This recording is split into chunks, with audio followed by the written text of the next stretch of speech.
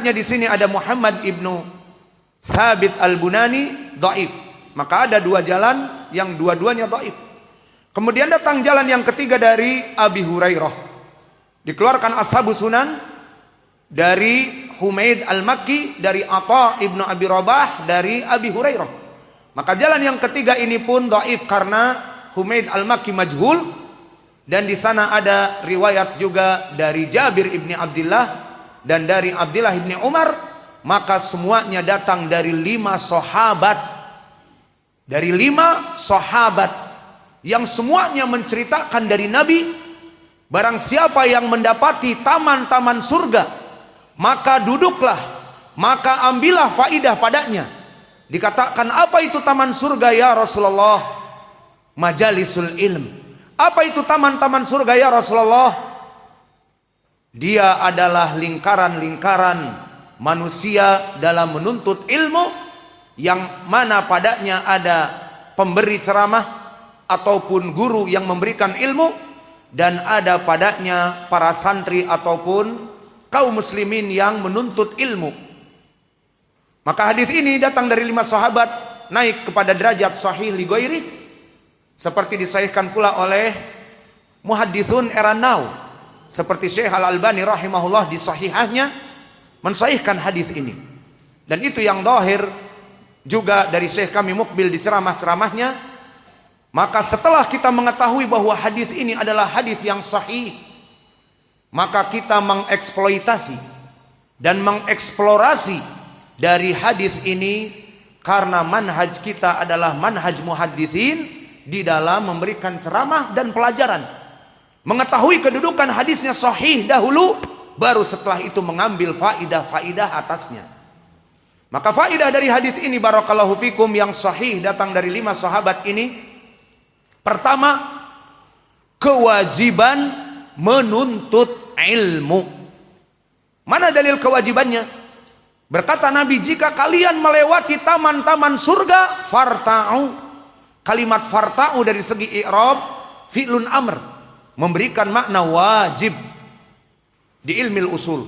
Maknanya farta'u, maka singgahlah, maka duduklah jika kalian mendapati majlis-majlis ilmu.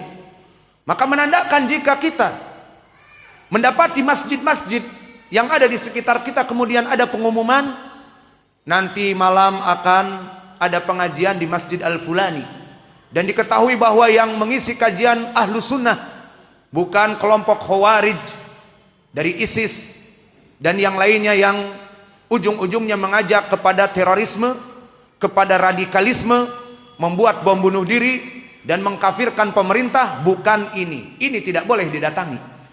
Namun jika pemberi materi ahlu sunnah dan mengajak kepada manusia kepada kebaikan dari Al-Quran dan sunnah, maka oleh sebab itu datangilah. Maka wajah pendalilan di sini, jazakallahu khair, Allah barik fiik. Maka pendalilan di sini adalah kewajiban bagi seseorang yang mengetahui ada majlis-majlis ilmu di masjidnya, maka di sini menjadi pendalilan wajib bagi kita asalnya untuk menuntut ilmu. Hadirilah, kata Nabi, taman-taman surga itu. Maka perintah ini menjadi pendalilan tentang wajibnya menuntut ilmu syar'i. Dan untuk pendalilan menuntut ilmu syar'i telah datang hadis yang lebih description, lebih jelas, lebih tegas. Hadis yang diriwayatkan oleh 2 sahabat, dari Anas ibnu Malik dan dari Abu Sa'id Al-Khudri. Hadis Anas ibnu Malik datang dari lebih 10 jalan. Bahkan As-Suyuti mengatakan, aku mendapati 50 jalan. Meskipun semuanya dhaif, namun bisa naik kepada sahih li ghairi. Dan hadis Abu Sa'id Al-Khudri diriwayatkan oleh Imam Ibnu Majah dari jalan Atiyah ibnu Sa'id Al-Aufi dari Abi Sa'id, maka Atiyah dhaif, mudallis. Maka dari 2 jalan sahabat ini bisa naik kepada derajat sahih li ghairi. Berkata Nabi kita Muhammad sallallahu alaihi wa ala alihi wasallam dalam kewajiban menuntut ilmu, talabul ilmi faridatun ala kulli muslim. Menuntut ilmu itu adalah wajib bagi seluruh kaum muslimin. Maka dari 2 hadis ini yang dua-duanya sahih menjadi pendalilan bagi kita. bahwa kita hidup di dunia ini yang asalnya diciptakan oleh Allah untuk beribadah, seperti di dalam surat Az-Zariyat ayat ke-56, "Wa ma khalaqatul jinna wal insa illa liya'budun." Maka tidaklah, kata Allah, aku jadikan jin dan manusia kecuali untuk beribadah kepadaku. Maka ini asas penciptaan jin dan manusia. Lalu bagaimana beribadah? Bagaimana melaksanakan salat? Bagaimana melaksanakan ibadah yang benar dari puasa Ramadan, salat berjamaah, melaksanakan haji wal umrah, membayar zakah, dan perkara-perkara yang diwajibkan di dalam Islam ini? Bagaimana cara memahaminya? Dengan menuntut ilmu. Maka oleh sebab itu, kenapa tadi di dalam dua hadis menuntut ilmu itu adalah wajib? Hadis yang pertama tadi, jika kalian mendapati majelis-majelis ilmu, maka wajib bagi kalian untuk turun kepadanya, singgah kepadanya. Dan hadis yang kedua saya sebutkan tadi, menuntut ilmu itu wajib bagi seluruh kaum muslimin, dan maknanya juga kaum muslimat. Maka dari dua hadis ini menjadi pendalilan menuntut ilmu itu adalah wajib. Kenapa tadi kita sebutkan wajib? Karena kita diperintah untuk beribadah, asas dari penciptaan kita untuk beribadah, dan ibadah itu tidak bisa diterima kecuali dengan keikhlasan kepada Allah. Dan syarat yang kedua, mengikuti sunnah Nabi. Maka keikhlasan kepada Allah dan mengikuti sunnah Nabi tidak bisa terpenuhi kecuali dengan menuntut ilmu. Dari sinilah terjadi synchronization.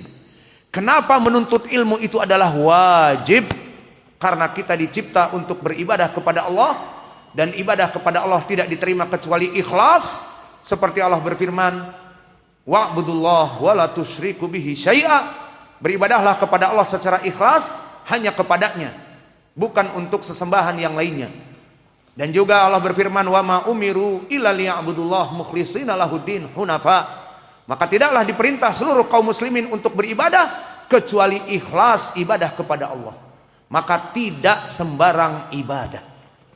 Maka jika dikatakan mereka di sana orang-orang Hindu melaksanakan peribadatan kepada dewa-dewa yang mereka yakini, mereka meyakini, orang Hindu, bahwa alam raya ini mereka menyebutnya Mayapada, diciptakan oleh Dewa Shiva yang tangannya 4, dan dilindungi Mayapada ini oleh Dewa Wisnu yang bertriwikrama, menjadi raksasa yang besar dan menjadi avatar kepada Krishna yang berwarna biru.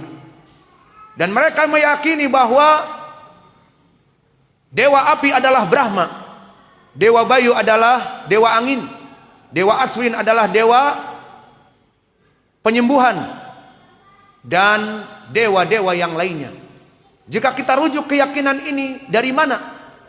Dari hasil karya pujangga yang menulis kitab Mahabharata. Pujangga menulis kitab karya sastra yang masterpiece, yang karya sastranya paling baik pada zamannya. Kemudian disebutkan ada Dewa Wisnu, Dewa Indra, Dewa Halilintar, Dewa Indra, Dewa Surya, Dewa Matahari. Kemudian diyakini bahwa mereka adalah ada dan mereka disembah. Maka ini kita katakan, apakah ini ibadah yang benar? Tidak. Mereka beribadah tetapi ibadah yang salah. Maka kaum muslimin diciptakan oleh Allah untuk beribadah, namun beribadah yang hak, yang la ilaha illallah. Tidak ada sembahan yang hak kecuali hanya beribadah kepada Allah Jalla wa'ala saja. Apa itu? Maka di sini,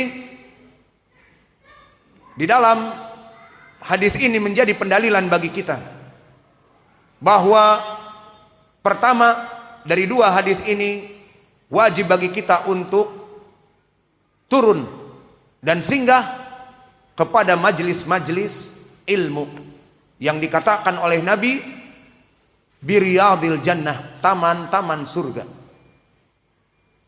Jam berapa Isya? Sudah masuk? Masih berapa? Masih lama. Maka di sini kami ingin menjelaskan Selain kita mengetahui dari hadis ini bahwa menuntut ilmu itu adalah wajib, maka di sini disebutkan juga dengan lafaz majlis-majlis itu dinamakan dengan Riyadul Jannah. Maka disebutkan oleh Nabi, singgahlah kepada taman-taman surga. Disebutkan oleh para sahabat, apa itu taman surga ya Rasulullah? Riyadul Jannah itu apa? Kata Nabi, majlis-majlis ilmu. Bahwa Riyadul Jannah, taman-taman surga adalah majlis-majlis ilmu. Maka di sini disebutkan oleh Nabi sebagai taman-taman surga. Maka ini pujian kepada majlis-majlis ilmu bagaikan taman-taman surga, karena orang-orang yang duduk pada taman-taman tersebut akan dikatrol oleh Allah dengan mudah masuk kepada surga. Karena majelis-majelis ilmu akan menyebabkan pemilik ilmu tersebut dikatrol kepada surga dengan mudah. Seperti pendalilannya di dalam surat Al-Quran, innama yakhshallaha min ibadihil ulama. Maka sungguhnya orang yang paling takut kepada Allah mereka para ulama. Orang-orang yang mempunyai ilmu. Baik mempunyai ilmu seperti pengajar ataupun yang mempunyai ilmu mereka yang belajar seperti sekarang.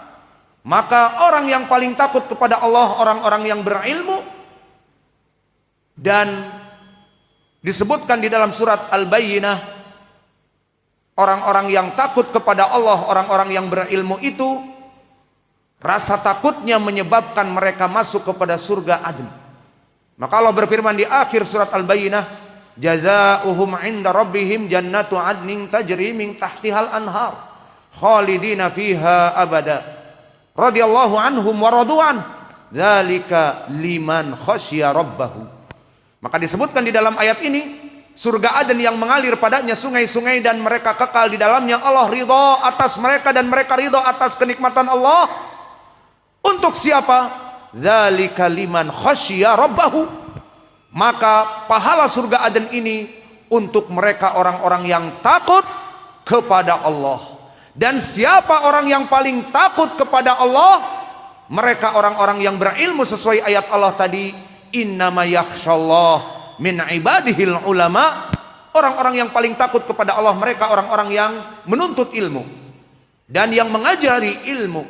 Maka di sini kenapa dikatakan majelis ilmu itu Riyadul Jannah, taman-taman surga, dipuji oleh Nabi dengan penuh keindahan. Taman-taman yang menyebabkan orang-orang yang duduk sekarang ini kelak masuk surga. Dengan pendalilan tadi, bahwa yang hadir di sini menuntut ilmu akan takut kepada Allah, dan balasan orang-orang yang takut kepada Allah surga Aden di dalam surat Al-Bayyinah tadi. Dan lebih description lagi, datang hadis yang diriwayatkan oleh Imam Muslim dari Abi Hurairah, man salaka tariqan yaltamisu fihi ilman sahhalallahu lahu bihi tariqan ilal jannah. Barang siapa yang seseorang itu meniti jalan untuk menuntut ilmu, mencari majelis-majelis ilmu, kemudian dia mendapati majelis ilmu dan duduk padanya dan terus belajar, maka di sini dia akan dimudahkan untuk masuk kepada surga. Maka ini dari penjelasan hadis ini juga dari lafaz Riyadul Jannah, maka keutamaan dari majelis-majelis ilmu disebutkan oleh Nabi taman-taman surga.